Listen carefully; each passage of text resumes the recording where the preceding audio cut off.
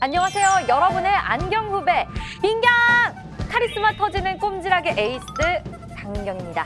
첫 번째 꼼상입니다. 달달 무슨 달 생방같이 둥근 달.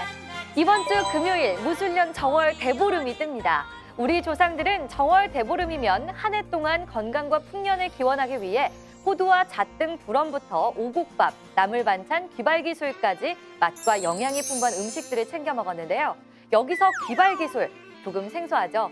아침 식사 전에 소주나 청주를 차게 해서 마시는 건데요. 이 술을 마시면 한 해 동안 뒷병이 나지 않을 뿐 아니라 좋은 소식만 듣고 살 수 있다고 해서 생겨난 풍속이라고 합니다. 아무튼 술은 술인 거죠? 술이면 다 좋아요. 그렇다면 정월 대보름도 왕보름달, 슈퍼문도 왕보름달, 이 둘은 어떤 차이가 있을까요? 정월 대보름은 음력 1월 1일, 설날이 지나고 첫 번째로 뜨는 큰 보름달을 말하고요. 슈퍼문은 달이 지구와 가까워져서 평소보다 훨씬 크게 관측되는 보름달을 말합니다. 슈퍼문은 정확한 주기는 없지만 보통 보름달이 13번 정도 뜨고 지면 다시 돌아오는데요. 2019년 정월에 슈퍼문이 떠오를 전망이라고 하니 기대해도 좋겠죠? 또 정월 대보름이면 다양한 풍속들을 즐기기도 하는데요. 지역별, 나라별로 특색이 있습니다. 먼저 광주 광산구에선 국가지정 중요 무형문화재 33호인 광주 칠석 보싸움 놀이를 펼치는데요. 이번 축제는 AI 여파에 따라 4월 14일에 만나볼 수 있다고 하네요. 강원도 삼척에선 바닷기 모양의 줄을 당기는 350년 전통의 기줄다리기를 한다고 합니다. 북한은 어떨까요? 2003년 김정일의 지시에 따라서 정월 대보름을 공휴일로 지정했는데요. 지금은 횃불놀이와 연날리기 등 다양한 전통놀이를 즐긴다고 합니다.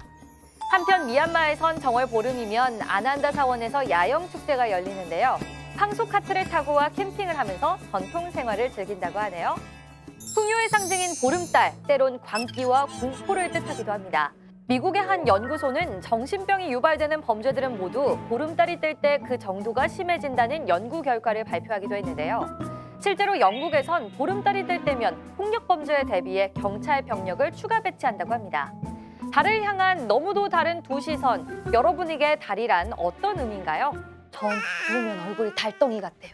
두 번째 꼼상입니다. 봄을 알리는 3월의 첫날, 우리에게는 더없이 특별한 바로 3.1절입니다.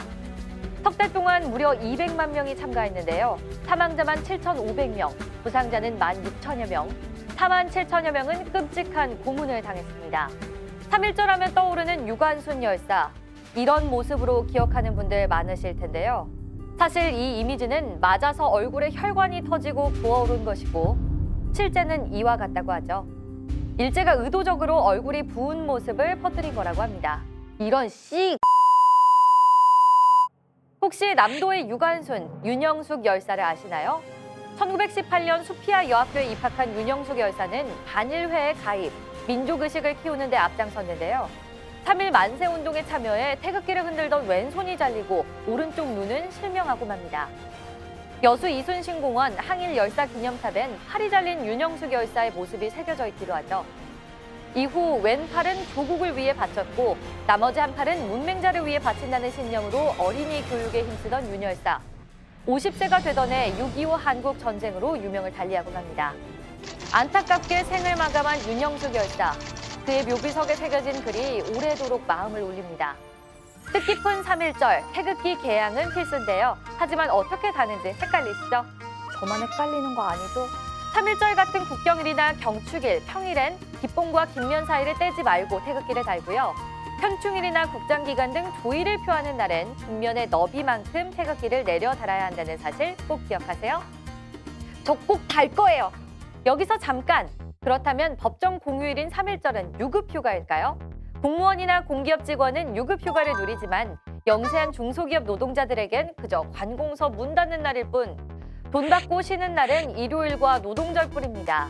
거참 남의 돈 벌어먹기 힘들구만. 법정 공휴일은 3.1절, 광복절, 설, 추석 연휴 등 연간 총 15일. 공휴일에 다 쉬면 민간기업 노동자들의 연차는 연기처럼 사라지고 마는 거죠. 최근 여야는 앞다퉈 빨간날 평등법을 내놓고 있는데요. 법정 공휴일을 유급휴일로 못 박아 휴식의 평등권을 보장하자는 겁니다. 하지만 사업자들은 유급휴일이 법제화되면 임금을 감당기 어렵다는 입장입니다. 빨간 날의 경제학, 여러분의 생각은 어떤가요? 오늘의 마지막 꼼상입니다. 여기저기 결리고 쑤시고 오만삭신이 쑥쑥쑥 다 아플 때 안마의자 하나면 패스트 힐링 가능하죠? 저번 달에 부모님 안마의자 사드렸는데 제가 더 많이 써요. 하지만 아무렇게나 사용하다간 몸이 풀리긴커녕 병을 더 얻어간다는 사실. 먼저 안마기 강도가 셀수록 좋다고 생각하는 분들이 있는데요. 근육이 심하게 뭉친 경우엔 근육이 더 긴장하는 역효과가 날 수 있고요. 지나치게 센 강도는 교감신경을 활성화시켜 혈압을 높이기 때문에 주의해야 합니다. 그리고 운동 직후나 음주, 수면 부족일 때도 안마기 사용은 노노! 강한 강도로 짧은 시간에 마사지를 받기보단 약한 강도로 오래 사용해주세요. 하지만 안마의자 한두 푼도 아니고 구입하는 건 쉽지 않은데요. 전 빚내서 샀어요. 그래서 요즘은 렌탈이 뜨고 있습니다. 렌탈 기간 동안 애프터 서비스 무상 제공은 물론 업체에 따라서 헤드 쿠션과 발바닥 시트를 무상 교체해주거나 렌탈 기간 종료 시 소유권을 고객에게 이동하는 옵션도 제공합니다. 저 왜 샀죠? 하지만 계약을 중도에 해지한다면 위약금이 있을 수 있으니까요. 구체적인 계약 조건 꼭 확인하세요. 알고 쓰면 약, 모르고 쓰면 독. 안마의자 꼼꼼히 살펴서 야무지게 사용하세요. 오늘의 알쓸 꼼상 여기까지입니다. 다음 주에 다시 만나요.